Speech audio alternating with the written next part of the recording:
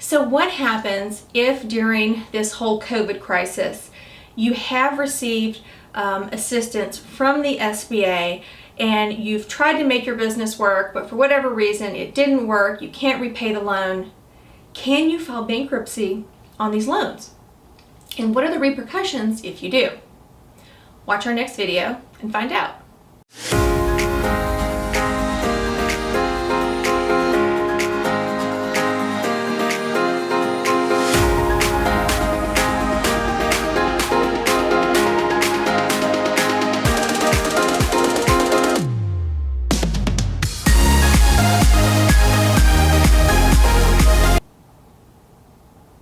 So let's talk about SBA loans and bankruptcy.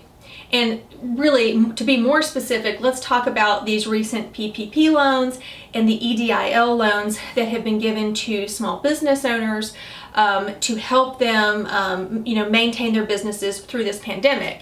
And I will tell you, I have personally seen, that a lot of businesses have been able to make it to survive on these loans. And I think, from what I'm hearing from a lot of my colleagues, from other business owners, I'm really seeing that, these loans have helped, and that business owners, have been able to utilize these to stay afloat, to keep folks employed.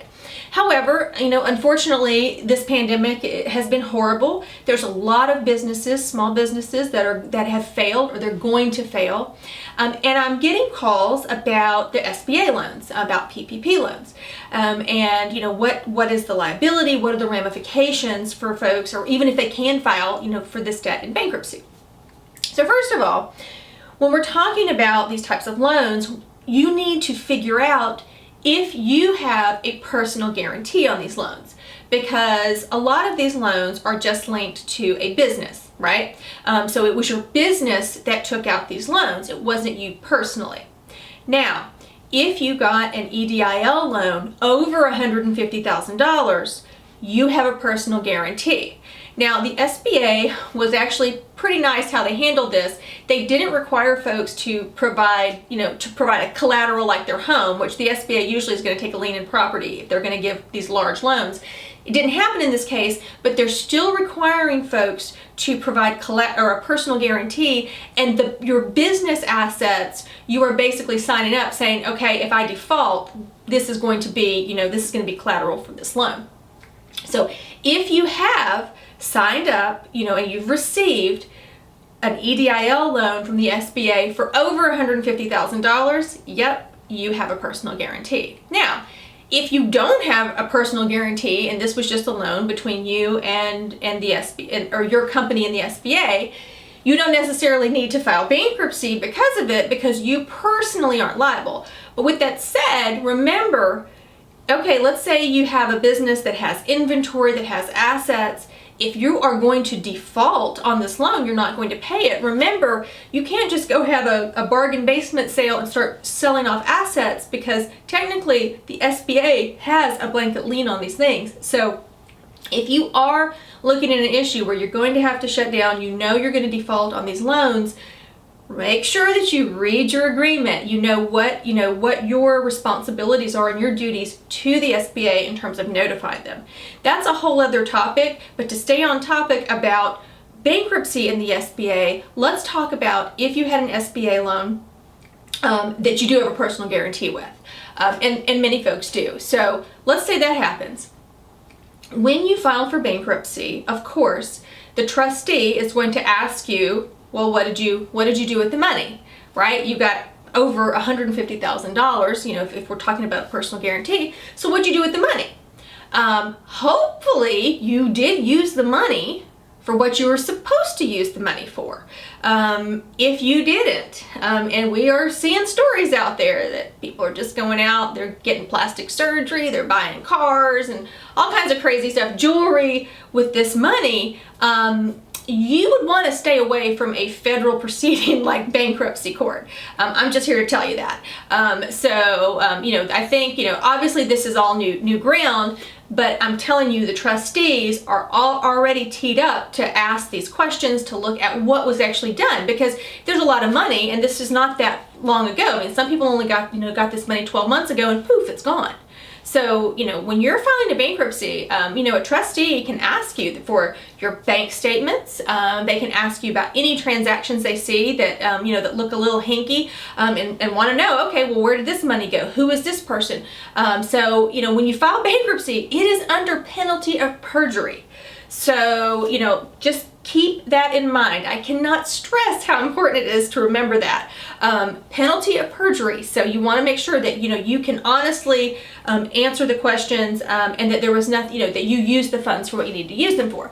So we're going to assume that you used the funds, the business didn't work, now you have this personal guarantee, maybe it's $500,000, because that's the maximum amount of time hanging over your head.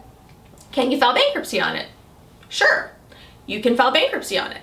It's an unsecured debt, actually. So it's going to just be sitting out there. Now, again, back to my first point about if you had a business, if you know that you have a personal guarantee, but you know you're going to have to file bankruptcy, do not start transferring property, selling things. Don't do that, because if you do that, then you are going to create a mess in your case. It's going to stay open. You're going to be looking at your legal fees will start going up and up and up, because there'll be depositions. There may be an adversary who you sold the property to. There may be a clawback. It will be a mess. So you need to, if again, as a business owner, we know the health of our companies. And if in the end, this is what's going to happen, just be prepared to be getting your records together, your bank statements, your credit card statements. Make sure if you have inventory, do inventory so you know what you've got. And do not do a fire sale on these things, because that will cause problems in your case, I promise. You do not want the SBA filing a dischargeability action against you, which would be a mini lawsuit in your case, possibly a trial, that you acted in bad faith, that it was fraudulent what you did. So you don't want that to happen. So just keep all of this in mind if you're thinking about, possibly having to bankrupt on one of these loans. The other thing, and we saw this even before the pandemic with folks that had the old-fashioned SBA loans, so to speak, but an issue that we are seeing the trustees really start pushing, and there was a recent case in the Middle District of Georgia, which isn't binding on us here in the Northern District, but the judges, they do take that into consideration. It's still an 11th Circuit case, that someone that's had an SBA loan, the trustees typically in a bankruptcy case, a trustee can only go back 4 years to take a look at any transfers or sales that you've done, and then try to avoid them, and recover those assets for the estate. Okay, so usually they only have 4 years. However, if you have an SBA loan, and this is the new argument that the trustees are making, so you need to be aware of this, the trustee is arguing that under the debt collection statute for the federal government, they can go back 6 years. So instead of going back 4 years, the trustee can go back 6 years and look at any transfers that you've done, and try to undo them, which, if you had, let's say for whatever reason you transferred property to your spouse, or, to another person, and it's outside the 4 years, but within the 6 years, the trustee, I can promise you, will immediately try to use the fact that you have an SBA loan to extend that look-back period to 6 years, and that can get really expensive, especially for the person that received that property. So just make sure, if these are things are maybe coming up, you need to sit down and look at all your transactions. I mean, I've already got the disclaimer on my intake form for folks about the 6-year look-back. Another thing, just an aside, the trustees, if you owe taxes, can use the fact that you owe taxes to do that look-back period for 10 years. So, the things that you've done in the past in terms of transferring property and things like that, that can come back to well, not necessarily bite you, but bite the person that you had transferred the property to, if the trustee, files an adversary saying that there was a fraudulent transfer, and not fraud in a criminal way. It's a phrase that we use in the code, so it's not criminal. Most times they're criminal, but we do call them fraudulent transfers, and the trustee has the power to avoid these, pull that asset back into the estate so they can liquidate it and pay your creditors. So if you do have an SBA loan and you realize that maybe bankruptcy is something you're going to have to look at, understand that you want to review these things in detail with your bankruptcy attorney. That's why it's so important that you meet with a bankruptcy attorney that has a background in dealing with the 7 trustees, that has a background in adversary cases, in clawbacks, things like that, because these are things that can happen because you have an SBA loan.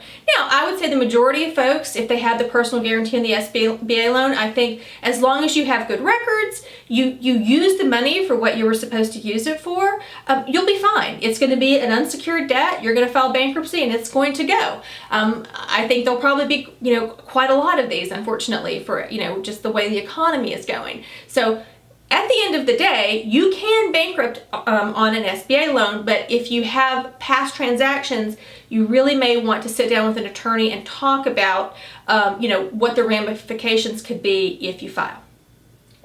If you have any questions about bankruptcy or about the SBA loans and how they're handled in a bankruptcy case, don't hesitate to reach out. I'm always happy to answer questions, and my information is in the description below. Thanks.